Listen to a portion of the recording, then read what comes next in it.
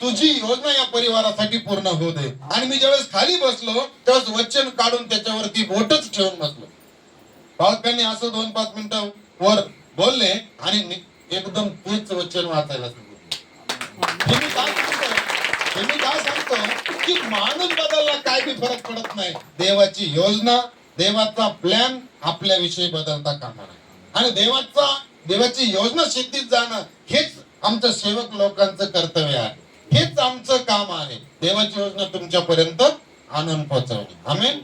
परत एकदा मी विनंती करेल की त्या अद्भुत आणि महान देव, मी दोन्ही सेवकांचं बोलणं पण ऐकलं आज, काही अद्भुत साक्ष 2-5 मिनिटात तिथं ऐकल्या. आणि खरोखर देव तसाच आहे. देव त्याच्या लेकरांची पण काळजी घेतो, देव त्याच्या सेवकांची पण काळजी घेतो. कारण की शास्त्रामध्ये सांगितलं तो एक अद्भुत कार्य करणारा परमेश्वर आहे. आणि मी परत एकदा माझ्या स्वतःसाठी मी देवाला धन्यवाद देतो. माझ्या मनाने कधी कल्पना केली नाही, ना बुद्धीत कधी विचार आला नाही, अशा ठिकाणी देवाने मला इतक्या रात्रीचं पाठवलेलं आहे. आजची रात्र ही अनेकांचे जीवन बदलणारी रात्र असेल. आजची रात्र अनेकांना अंधारावरून बाहेर काढणारी रात्र असेल. आजची रात्र अनेकांसाठी एक सुटकेची रात्र असेल. आजची रात्र मला खात्री आहे की आजची रात्र तुम्ही तुमच्या आयुष्यात परत कधीही विसरणार नाही.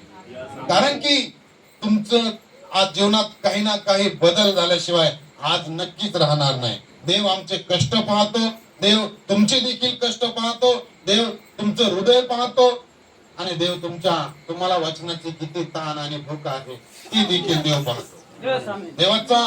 देवाची उपस्थिती या ठिकाणी आहे आणि या गोष्टीचा तोच पुरावा आहे की